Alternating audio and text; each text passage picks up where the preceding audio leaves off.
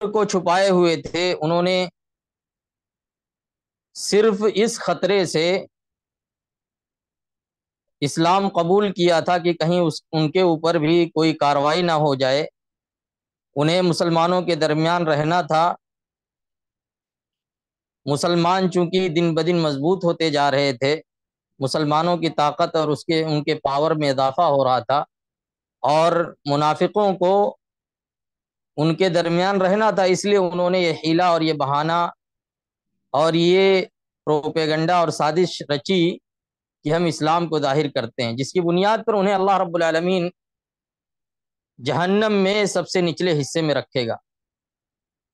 پھر ہم لوگوں نے کل کے درس میں یہ پڑھا تھا کہ یہ کلمہ توحید، اس کے کچھ شروط ہیں، اور وہ شروط ہم نے کل پڑھا تھا سرسری طور پر کہ وہ شرطیں کیا ہیں۔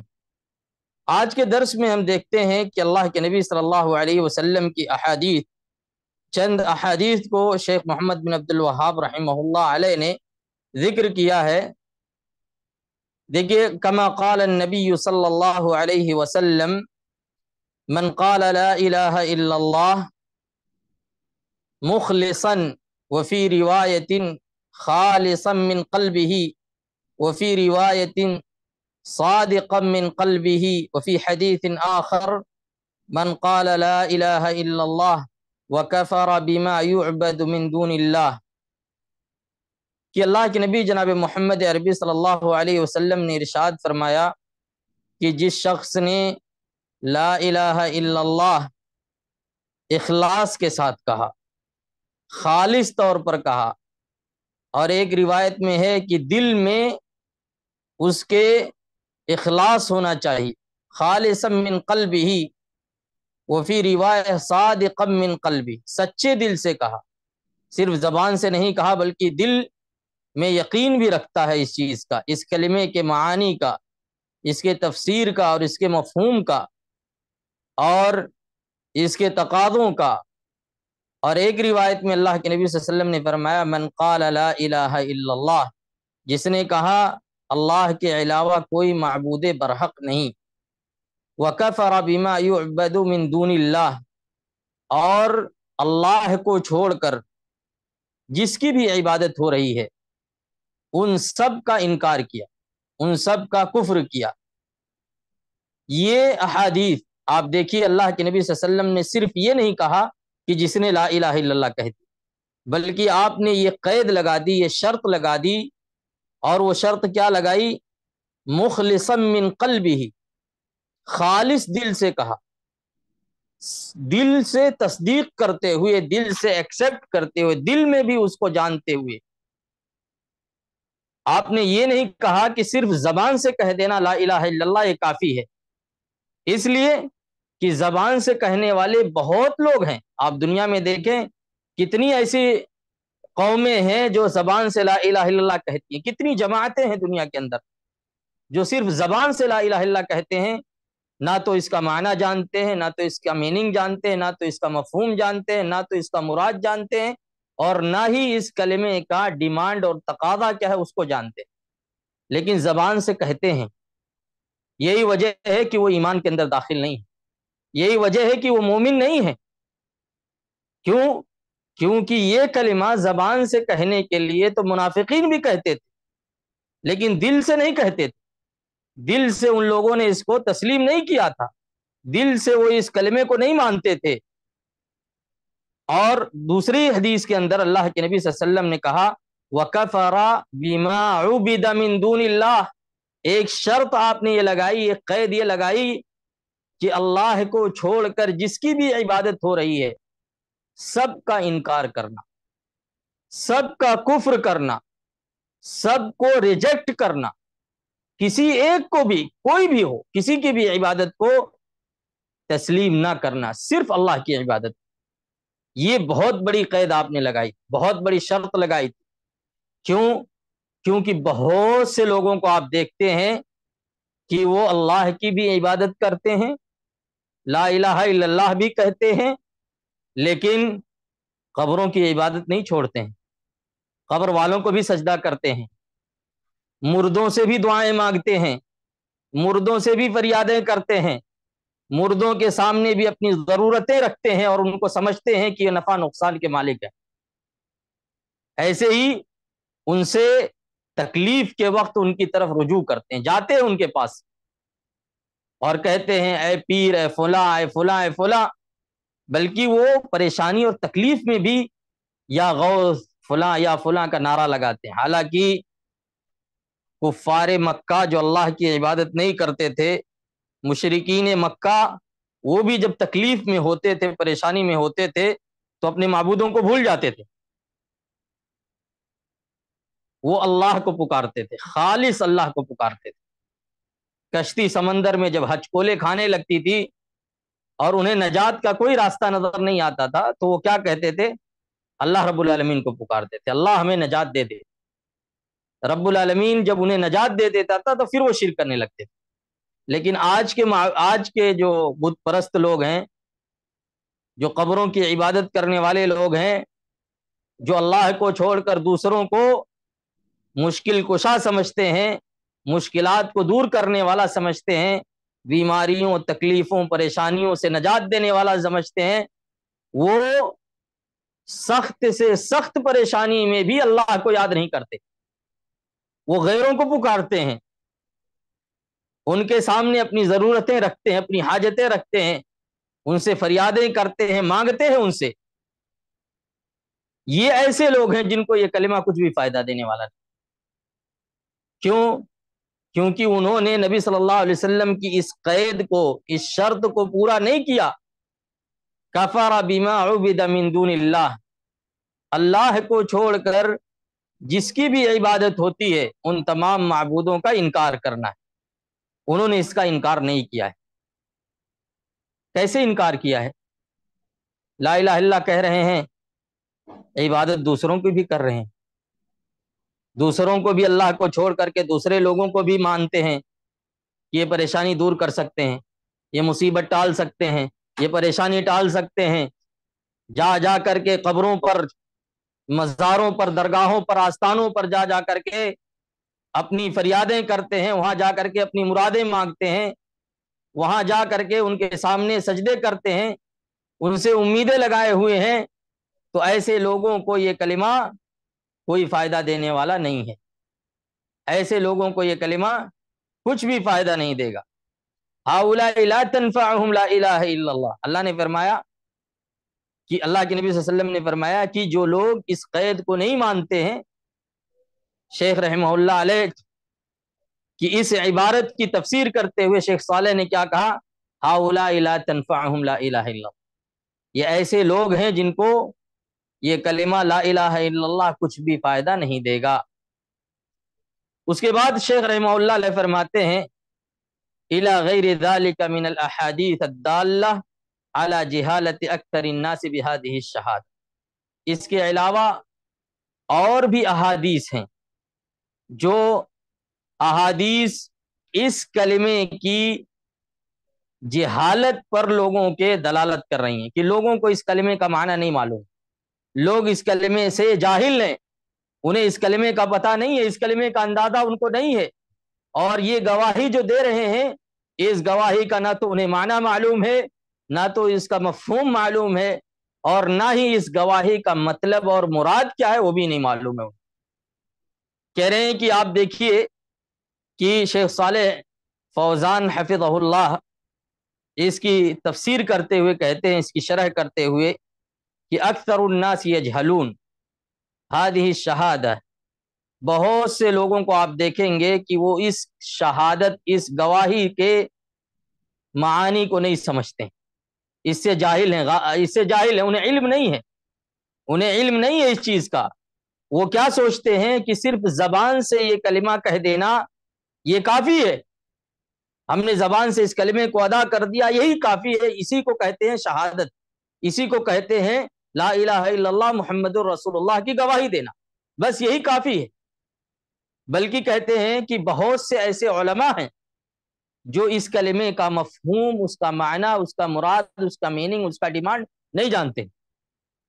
وہ جبکہ آپ دیکھیں گے کہ فقہ میں، وہ فقہ کے مادے میں، فقہ جس کو کہتے ہیں، ایک مادہ فقہ ہے، فقہ میں وہ بہت ماہر ہیں، نحو میں، نحو کے مادے میں جو قواعد کا مادہ ہے، عربی زبان کے جو قاعدے ہیں اس میں ماہر ہیں، وہ حدیث میں وہ ماہر ہیں، لیکن وہ توحید نہیں جانتے ہیں۔ توحید کیا ہے؟ انہیں توحید کا علم نہیں ہے، توحید کی حقیقت کو وہ نہیں سمجھتے ہیں کہ توحید کسے کہتے ہیں، توحید کا مفہوم کیا ہے، توحید کا ڈیمانڈ کیا ہے، اس کا تقاضا، اس کا مطالبہ کیا ہے، وہ نہیں جانتے۔ حالانکہ وہ دوسرے فن میں اگر آپ دیکھیں، دوسرے سبجیکٹ میں اگر آپ دیکھیں تو بہت ماہر لوگ ہیں، وہ علماء ہیں اپنے اس فن کے، اس سبجیکٹ کے ماہر ہیں وہ، لیکن کلمہ توحید کے بارے میں اگر آپ دیکھیں تو انہیں کچھ بھی معلومات نہیں، وہ زیرو ہیں، ان کو پتہ ہی نہیں ہے کیا ہے یہ کلمہ، کیونکہ انہوں نے اس کلمے کو دھیان نہیں دیا، اس کلمے کے بارے میں انہوں نے سمجھا نہیں کچھ، اس کلمے کا انہوں نے اہتمام نہیں کیا۔ ایسے ہی آپ دیکھیے، یا تو پھر انہوں نے عقیدہ جو سیکھا ہے وہ عقیدہ دوسروں سے سیکھا ہے، گمراہ فرقوں سے سیکھا ہے، جو اسلام کی طرف فرقے نسبت تو کرتے ہیں لیکن وہ حقیقت میں مسلمان نہیں ہے، حقیقت میں وہ ایمان کے باب میں اگر آپ دیکھیں گے تو وہ گمراہ لوگ ہیں، جیسے اشاعرہ ہیں، ماتریدیہ ہیں، جہمیہ ہیں، معتزلہ ہیں، یہ فرقے اسلام کی طرف اپنی نسبت کرتے ہیں، کہتے ہیں کہ مسلمان ہیں، لیکن اگر آپ دیکھیں گے تو حقیقت میں یہ مسلمان نہیں ہے، اسلام سے ان کا تعلق نہیں ہے۔ ایسے ہی وہ علماء، جو علماء کلام جن کو ہم کہتے ہیں، جو منطق میں، فلسفہ میں، عقلیات میں وہ ماہر ہیں، عقل سے کوئی چیز استدلال کرنا ہو، عقل سے کوئی چیز نکالنا ہو، ان کا سب کچھ دار و مدار عقل ہے۔ شریعت کو سمجھنے کے لیے، شریعت کا کوئی مسئلہ بیان کرنے کے لیے ہم عقل کو صرف اس لیے استعمال کرتے ہیں کہ وہ عقل اس مسئلے کو کتاب و سنت کی روشنی میں سمجھتی ہے، ورنہ ہمارا جو مسئلہ ہے وہ یہ ہے کہ ہم دین کو قرآن اور حدیث سے لیں گے، ہمارا عقیدہ قرآن اور حدیث سے مستنبت ہے، نکلا ہوا ہے۔ ہم اپنے عقل کو کسوٹی یا معیار یا ترازو نہیں بنا سکتے کہ ہماری عقل میں جو چیز آئے گی اسی کو ہم لیں گے، لیکن ایک بہت بڑی جماعت ہے جس نے کتاب و سنت کو چھوڑ کر کے، قرآن اور حدیث کی دلیلوں کو چھوڑ کر کے، انہوں نے عقل کو بنیاد بنا دیا ہے، عقل کو بیس بنا دیا۔ عقل اس چیز کو مانتی ہے، اس لیے ہم اس کو مان رہے ہیں، اس لیے ہمارا یہ عقیدہ ہے۔ عقل نہیں مانتی ہے اس لیے ہم اس کو نہیں مانتے ہیں، حالانکہ ایسا نہیں ہے، دین کی بنیاد عقل پر نہیں، دین کا دار و مدار نقل پر ہے، اور نقل سے مراد کیا ہے؟ قرآن ہے اور حدیث، قرآن کریم کی آیات اور اللہ کے نبی جناب محمد عربی صلی اللہ علیہ وسلم کی احادیث، اسی پر دین کا پورا انحصار ہے، دین کی پوری عمارت اسی پر کھڑی۔ لیکن آپ دیکھیں کہ جو لوگ عقل کو بنیاد بناتے ہیں، جو عقلانی لوگ ہیں، جن کا سب کچھ دین عقل پر منحصر ہے، عقل پر ڈیپینڈ ہے، وہ کیا کہتے ہیں لا الہ الا اللہ کی تفسیر میں؟ سنیے، کہتے ہیں لا خالق الا اللہ، لا خالق الا اللہ، نہیں ہے پیدا کرنے والا مگر اللہ۔ اور اس کا مطلب کیا ہے؟ پیدا کرنے کی طاقت اللہ کے علاوہ کسی کے پاس نہیں، یہ ان کی تفسیر ہے لا الہ الا اللہ کی۔ تو یہ گویا کی توحید ربوبیت کو مان رہے ہیں کہ پیدا کرنے والا صرف اللہ رب العالمین۔ توحید ربوبیت سے یہ آگے نہیں بڑھتے ہیں، توحید ربوبیت سے آگے نہیں بڑھتے ہیں، توحید الوہیت کو یہ پیش نہیں کرتے، جبکہ اصل جو مقصد ہے دنیا میں آنے کا، اور اللہ رب العالمین نے انبیاء کو جو دنیا میں بھیجا، ان کے بھیجنے کا اصل مقصد جو تھا وہ کیا تھا؟ توحید الوہیت کو ماننا ہے، توحید الوہیت کی تبلیغ کرنی ہے کہ اللہ کے علاوہ کوئی معبود برحق نہیں ہے، عبادت کا مستحق صرف اللہ رب العالمین۔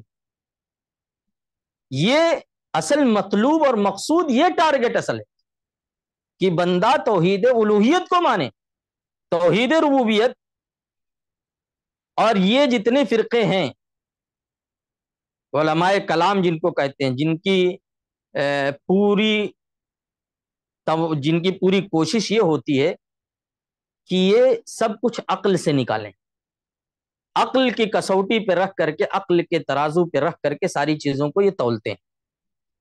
ان کا سب کچھ لے دے کر کے پورا فوکس توحید ربوبیت پر ہوتا ہے کہ لا معبودہ یعنی لا خالقہ، کوئی پیدا کرنے والا نہیں، یہ اللہ کے وجود کو ثابت کرنے میں لگے رہتے ہیں کہ ان اللہ فی شک، ایسا لگتا ہے کہ اللہ کے تعلق سے شک ہے، یہ لے دے کر کے اللہ کے وجود کو ثابت کرتے ہیں اور یہ بتاتے ہیں کہ وہی خالق ہے، وہی مالک ہے، وہی روزی دینے والا ہے، وہی زندہ کرنے والا، وہی موت دینے والا ہے، لیکن کہیں عبادت کا ذکر نہیں کرتے۔ یہ کہیں نہیں کہتے کہ پیدا کرنے والا جب وہی ہے تو عبادت کا مستحق بھی وہی ہے، الوہیت کا ذکر نہیں ہوتا ان کے ہاں۔ تو یہی تو مشرکین بھی کہتے تھے، مشرکین کا بھی یہی عقیدہ تھا، وہ مانتے تھے کہ پیدا کرنے والا اللہ رب العالمین، وہ مانتے تھے کہ روزی دینے والا اللہ رب العالمین، وہ مانتے تھے کہ زندہ کرنے والا اللہ رب العالمین، لیکن وہ نہیں مانتے تھے کہ عبادت کا مستحق اکیلا وہی ہے۔ وہ عبادت میں اپنے معبودوں کو بھی ساجھیدار بناتے تھے، شریک بناتے تھے۔ تو دونوں کا مذہب تو سیم ہوا، وہ بھی مشرکین مکہ بھی اس کا اعتراف کرتے تھے، لیکن اللہ کے نبی صلی اللہ علیہ وسلم نے ان سے قتال کیا، ان سے جنگیں کی ہیں۔ اللہ کے نبی صلی اللہ علیہ وسلم نے انہیں ایک اللہ کی عبادت کی طرف دعوت دی، توحید الوہیت کو واضح کیا، اللہ کی وحدانیت کو ثابت کرنے کے لیے انہیں بلایا اور کہا کہ اگر تم اس کو مانتے ہو تو ٹھیک ہے، اگر نہیں مانتے ہو تو ہماری تمہاری دشمنی عداوت ہمیشہ کے لیے رہے گی۔ آپ دیکھیے اللہ رب العالمین نے مشرکین کے اس عقیدے کو قرآن مجید میں ذکر کیا، فرمایا قل من يرزقكم من السماء والارض ام من يملك السمع والابصار ومن يخرج الحي من الميت ويخرج الميت من الحي ومن يدبر الامر فسيقولون الله۔ اللہ رب العالمین کو رب مانتے ہیں لیکن اس کے ساتھ دوسرے کی بھی عبادت کرتے ہیں۔ قل، اگر آپ کہیے آسمان و زمین سے تمہیں روزیاں کون دیتا ہے، یہ امن یملک السمع والابصار، یہ کانوں اور یہ آنکھوں، یہ اس پر کس کی حکومت ہے، اس کا مالک کون ہے؟ ومن یخرج الحی من المیت، مردے سے زندہ کون کرتا ہے اور زندے سے مردہ کون کرتا ہے؟ ویخرج المیت من الحی ومن یدبر الامر ومن یدبر الامر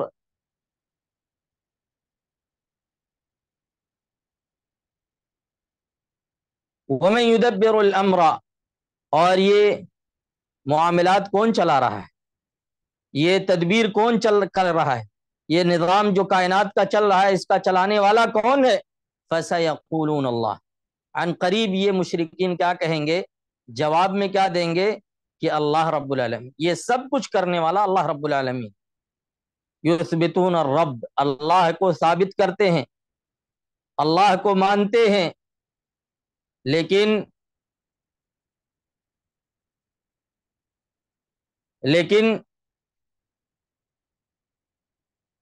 اللہ کے ساتھ عبادت دوسروں کو بھی کرتے ہیں، دوسروں کی بھی بندگی کرتے ہیں، دوسروں کے سامنے بھی سجدہ کرتے ہیں۔ کہتے ہیں وَيَعْبُدُونَ مِن دُونِ اللَّهِ مَا لَا يَضُرُّهُمْ وَلَا يَنفَعُهُمْ، یہ مشرکین اللہ کے علاوہ دوسروں کی بھی عبادت کرتے ہیں، ایسے لوگوں کی عبادت کرتے ہیں مَا لَا يَضُرُّهُمْ، جو انہیں نقصان نہیں پہنچا سکتے، نہ ہی انہیں نفع پہنچا سکتے ہیں، اور کہتے ہیں کہ هَؤُلَاءِ شُفَعَاؤُنَا عِندَ اللَّهِ، یہ ہمارے لیے اللہ کے پاس سفارشی ہیں، یہ سفارش کریں گے۔ ما یقولون انہم یخلقون ویرزقون، وہ یہ نہیں کہتے ہیں، ان معبودوں کے تعلق سے ان کا یہ نظریہ نہیں ہے کہ یہ پیدا کرتے ہیں، اپنے معبودوں کو یہ نہیں کہتے تھے کہ یہ پیدا کرتے ہیں، یہ بھی نہیں کہتے تھے کہ یہ روزی دیتے ہیں، لیکن کیا کہتے تھے؟ یقولون انہم شفعاء، یہ ہمارے سفارشی ہیں، یہ ہمارے لیے وسیلہ ہیں، واسطہ ہیں اللہ کے ہاں، اللہ کے پاس یہ وسیلہ ہیں، یہ واسطہ ہیں۔ فالامر خطیر جدا. تو یہ معاملہ کہہ رہے ہیں شیخ صالح فوزان حفظہ اللہ کہہ رہے ہیں کہ یہ بہت ہی ڈینجر ہے، بہت ہی خطرناک ہے.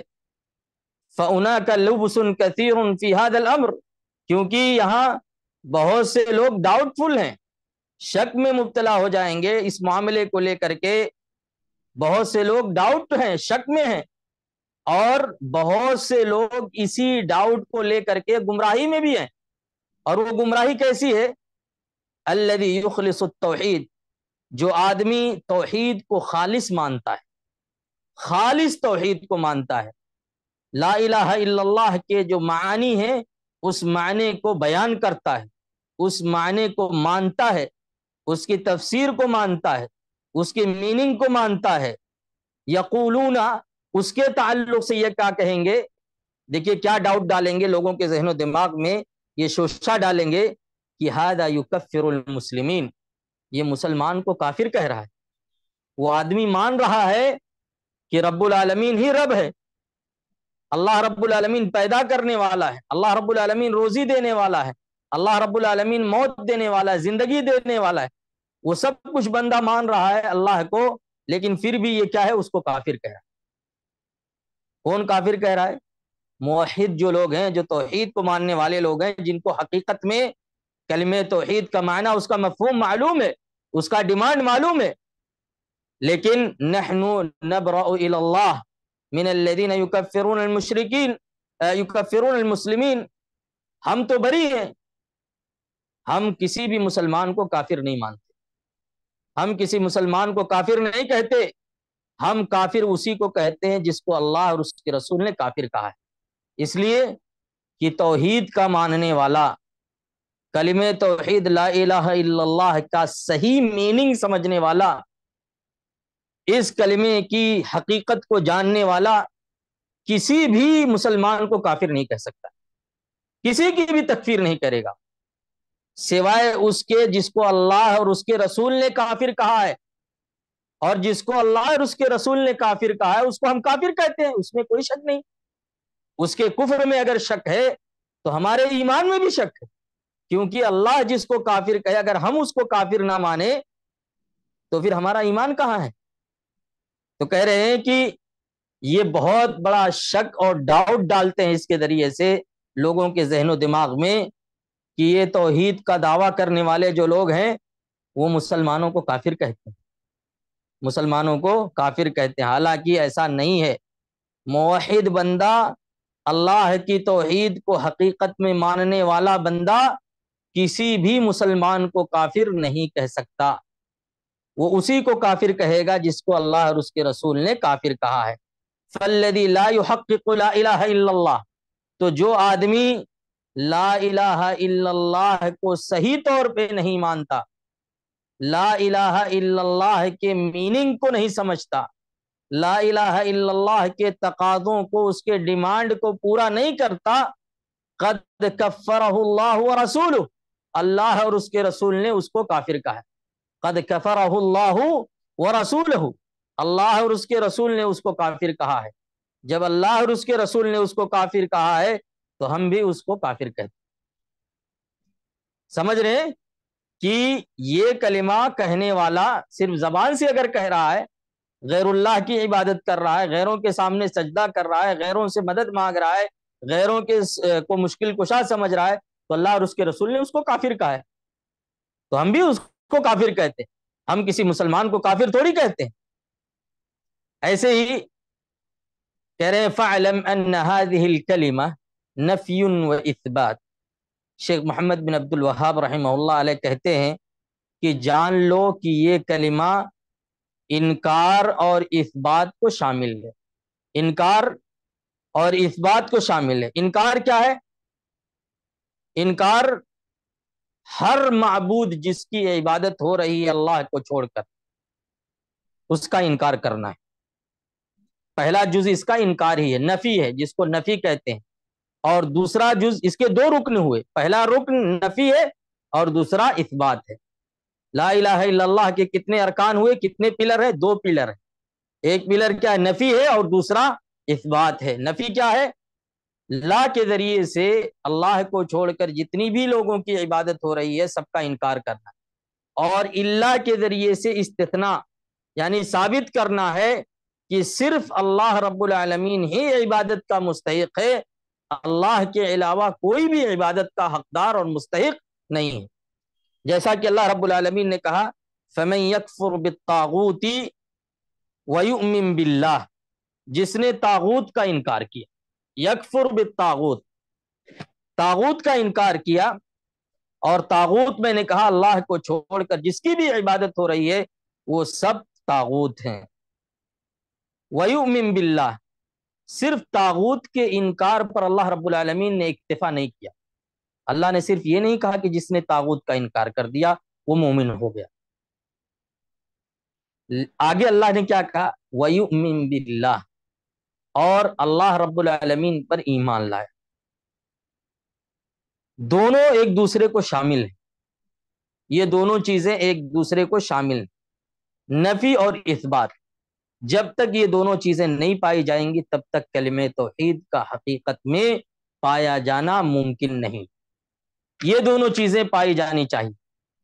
آپ تمام معبودوں کا انکار کرو، صرف ایک اللہ کی عبادت کرو، تبھی جا کر کے آپ حقیقی معنوں میں کلمہ توحید کہنے والے بنو گے۔ اس کے بعد کہہ رہے ہیں کہ نفی الالہیتی عما سوى اللہ من المرسلین حتی محمد صلی اللہ علیہ وسلم ومن الملائکۃ حتی جبریل فضلا عن غیرہما من الانبیاء والصالحین واثباتها للہ، کہہ رہے ہیں اللہ کے علاوہ تمام معبودوں کی نفی کرنا، چاہے وہ رسولوں میں سے ہو، چاہے وہ محمد صلی اللہ علیہ وسلم ہی کیوں نہ ہو، رسولوں میں سے کوئی رسول ہو یا تو محمد صلی اللہ علیہ وسلم ہو، ان کی بھی اگر کوئی عبادت کر رہا ہے تو ہمیں اس کا انکار کرنا ہے، کیونکہ محمد صلی اللہ علیہ وسلم کی بھی عبادت جائز نہیں ہے، عبادت صرف اللہ کی ہوگی۔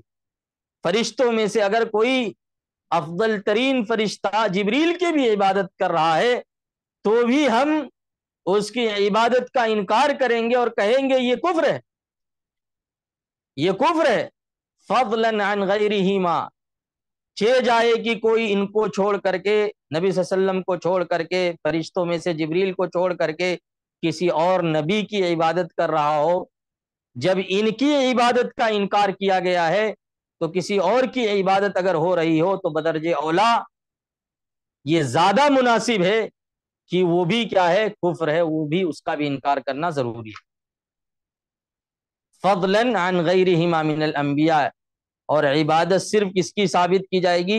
اللہ رب العالمین، اکیلے اللہ کی عبادت کو ثابت کرنا ہے۔ اس کی شرح کرتے ہوئے کہتے ہیں کہ نفی الالہیتی عن کل ما یعبد من دون اللہ من المخلوقات، مخلوق میں سے اللہ کو چھوڑ کر کے جس کی بھی عبادت ہو رہی ہے سب کا انکار کرنا ہے، سب کی نفی کرنی ہے۔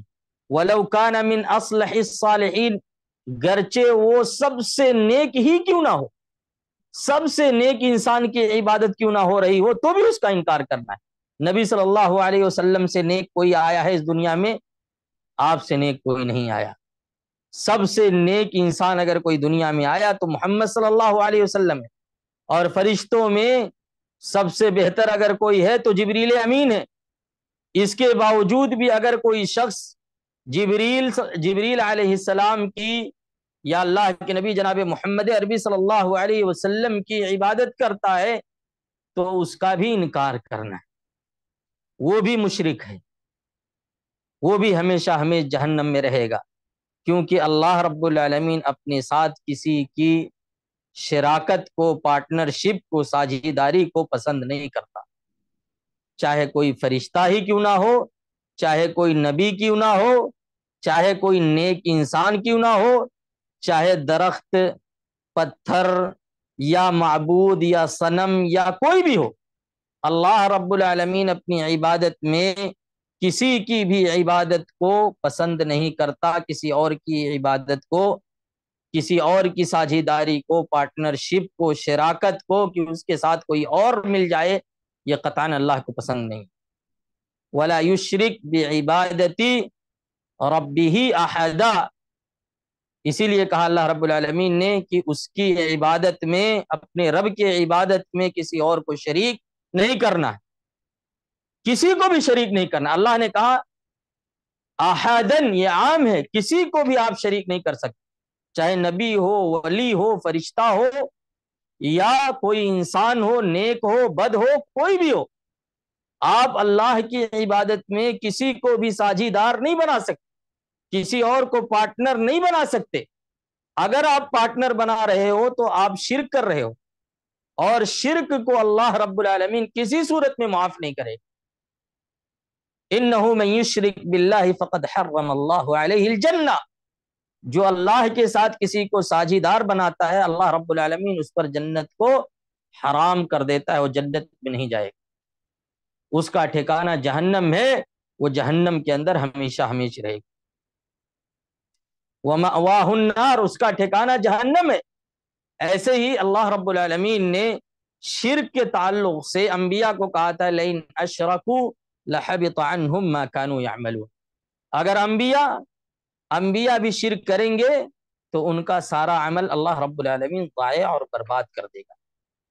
اور اپنے نبی جناب محمد عربی صلی اللہ علیہ وسلم کو کہا تھا لَإِنْ أَشْرَكْتَ لَيَحْبَطَنَّ عَمَلُكَ، اے نبی اگر آپ کے ہاں بھی شرک پایا گیا، آپ نے بھی کسی عبادت میں کسی قسم کی کوئی ملاوٹ کر دی، لَيَحْبَطَنَّ عَمَلُكَ، عن قریب ضرور بالضرور آپ کا عمل بھی برباد ہو جائے گا، ضائع ہو جائے گا، آپ بھی قیامت کے دن نقصان اٹھانے والوں میں سے ہوں۔ انبیاء علیہم الصلاۃ والتسلیم سے شرک کا تصور ممکن نہیں تھا، لیکن اللہ رب العالمین نے انہیں بھی الٹیمیٹم دیا، انہیں بھی خبردار کیا کہ یہ بہت ہی بھیانک چیز ہے، ویری ڈینجر ہے یہ۔ اگر کوئی شخص اللہ کی عبادت میں کسی اور کو ساجھیدار بنا رہا ہے تو انتہائی خطرناک چیز ہے۔ یا بنی لا تشرک باللہ، لقمان نے کہا تھا لا تشرک باللہ ان الشرک لظلم عظیم، شرک سب سے بڑا گناہ ہے، سب سے بڑا ظلم ہے، اس سے بڑھ کر کے ظلم کچھ نہیں ہو سکتا۔ تو اللہ رب العالمین نے اپنی عبادت میں کسی اور کی شراکت کو، پارٹنرشپ کو، ساجھیداری کو قطعاً قبول نہیں کیا ہے اور نہ کرے گا۔ اور ہمیں یہ جاننا چاہیے، ہمیں یہ سمجھنا چاہیے کہ جب ہم لا الہ الا اللہ کہہ رہے ہیں، ہم تمام معبودوں کا انکار کر رہے ہیں، اس کلمے کا ڈیمانڈ ہی یہی ہے کہ آپ تمام معبود کا انکار کرو، کوئی بھی ہو۔ جب یہاں تک کہہ دیا گیا کہ محمد صلی اللہ علیہ وسلم بھی اگر ہیں، ان کی بھی کوئی عبادت کر رہا ہے تو بھی مشرک ہے، اس کو بھی کہا کہ وہ بھی مشرک ہے۔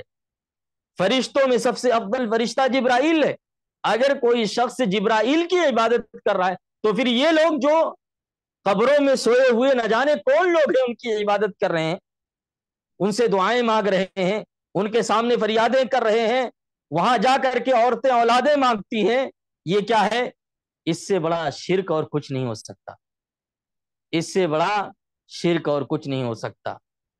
مشکل کشا، پریشانیوں کو ٹالنے والا، مصیبتوں کو ختم کرنے والا، تکلیفوں سے نجات دینے والا اللہ رب العالمین ہے۔ امن یجیب المضطر اذا دعا ویکشف السوء ویجعلکم خلفاء الارض الہ مع اللہ، اللہ کو چھوڑ کر کے کوئی اور ہے جو تکلیفوں کو دور کر دے، جو مصیبتوں کو دور کر دے، کوئی پریشانی آنے والی ہو تو اس پریشانی کو ٹال دے؟ کائنات میں کوئی نہیں ہے۔ تو پھر عبادت میں کسی اور کو ساجھیدار کیوں بنایا جا رہا ہے، کسی اور کو پارٹنر کیوں بنایا جا رہا ہے؟ تو کہہ رہے ہیں کہ شیخ رحمہ اللہ علیہ آگے کہتے اذا فہمت ذالک، جب تم نے یہ سمجھ لیا کہ عبادت کا مستحق ایک ہی ہے، اللہ رب العالمین ہی ہے، اور عبادت کی جتنی بھی قسمیں ہیں سب خالص اللہ کے لیے ہونی چاہیے، فتأمل الالوہیت التي اثبتها اللہ تعالی لنفسہ، تو غور کرو کہ وہ الوہیت جو اللہ نے اپنے لیے ثابت کیا ہے، ونفاها عن محمد، اور اس کا انکار محمد سے، جبریل سے کیا ہے کہ محمد معبود نہیں ہو سکتے، جبریل معبود نہیں ہو سکتے، یہ وغیرہما، اور جبریل اور محمد کو چھوڑ کر کے کوئی اور بھی معبود نہیں ہو سکتا. ان یکون لہم منہا مثقال حبۃ من خردل، تو رائی کے دانے کے برابر بھی کسی اور کو اس میں شامل کرنا، عبودیت معبود بنانے میں، یہ اللہ رب العالمین کبھی بھی قبول نہیں کر سکتا. کوئی بھی چیز ہو، آپ دیکھیں کہ جب اللہ رب العالمین نے محمد صلی اللہ علیہ وسلم سے نفی کی، انکار کیا کہ محمد معبود نہیں ہو سکتے، جبریل معبود نہیں ہو سکتے، ان کے علاوہ کوئی اور کیسے ہو سکتا ہے؟ کسی اور کو ذرہ برابر بھی اختیار دینا یہ کہاں سے درست ہے؟ جب محمد کی اتنی فضیلت ہے، جبریل کی اتنی فضیلت ہے، اللہ نے ان سے انکار کیا ہے کہ یہ معبود دونوں نہیں ہو سکتے، تو پھر کسی اور کو، کسی اور کے تعلق سے یہ سوچنا کہ یہ معبود ہو سکتا ہے، یا یہ کہ اس کے ہاں نفع نقصان کی صلاحیت موجود ہے، پاور موجود ہے، طاقت ہے اس کے پاس، یہ قطعاً یہ چیز نہیں ہو سکتی ہے. اور کہہ رہے ہیں کہ الالوہیت معناها العبادہ، الوہیت کس کو کہتے ہیں؟ اگر آپ سے توحید الالوہیہ پوچھا جائے تو توحید الالوہیت کا دوسرا نام توحید العبادہ بھی، توحید العبادہ بھی.